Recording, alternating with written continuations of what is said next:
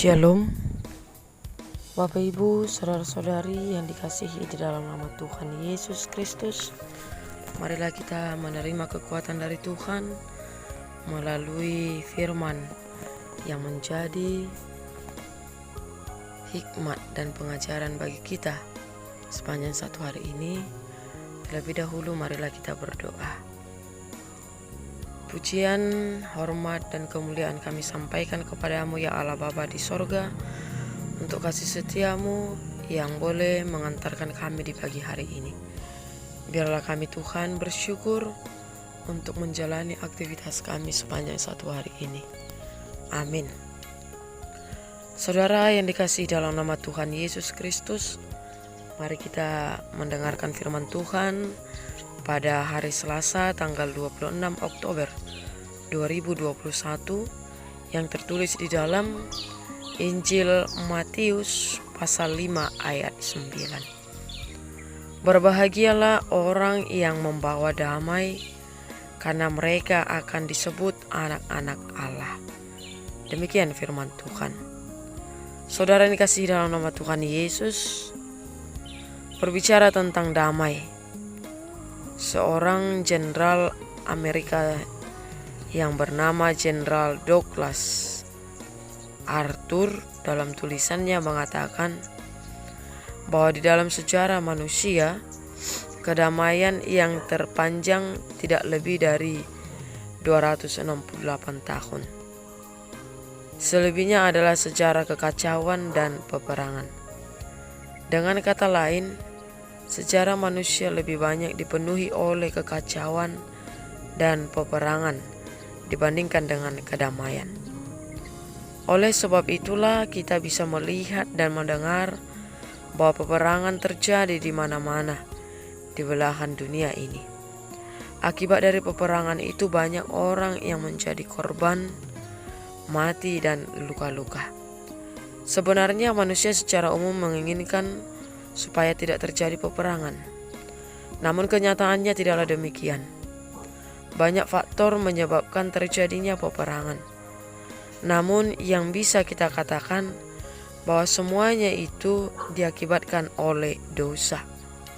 Kata damai dalam bahasa Ibrani disebut shalom, sedangkan dalam bahasa Yunani disebut eirene. Shalom pertama kali terdapat dalam kitab Kejadian 1 dan 2. Yaitu ketika manusia pertama yaitu Adam mempunyai relasi yang dekat dengan Allah, manusia bahkan lingkungannya. Namun shalom itu menjadi rusak ketika relasi manusia dengan Tuhan rusak, yaitu kejatuhan manusia dalam dosa. Manusia yang pada awalnya suka dengan kehadiran Tuhan, ketika dosa masuk dalam kehidupannya, manusia berubah menjadi takut dengan kehadiran Tuhan. Lebih jauh lagi, relasi manusia dengan sesama manusia dan lingkungannya menjadi rusak.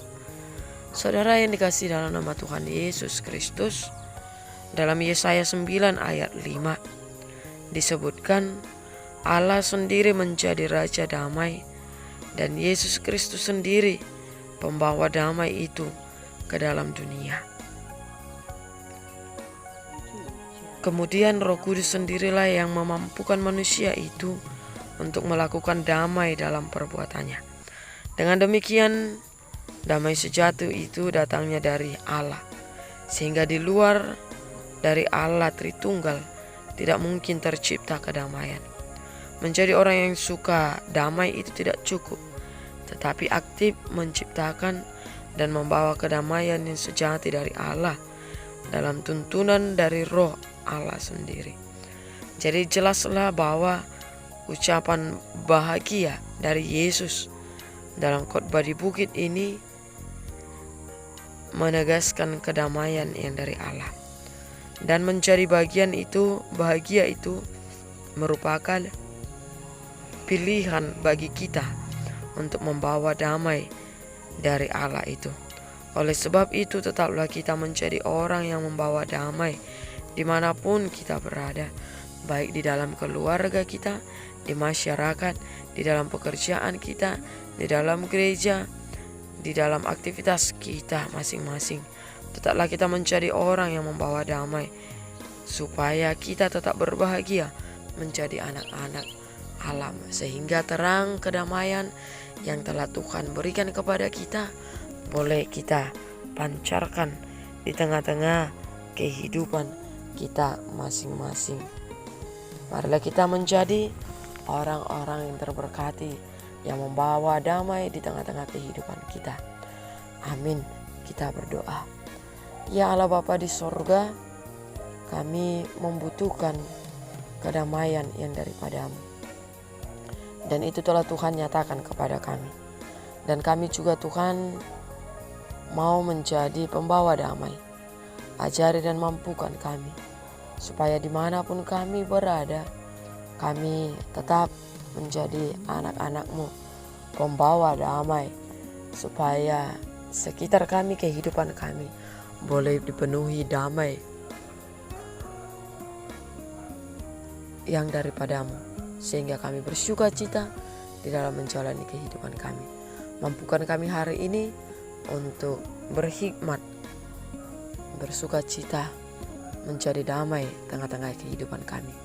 Di dalam nama Tuhan Yesus kami berdoa dan mengucap syukur. Amin.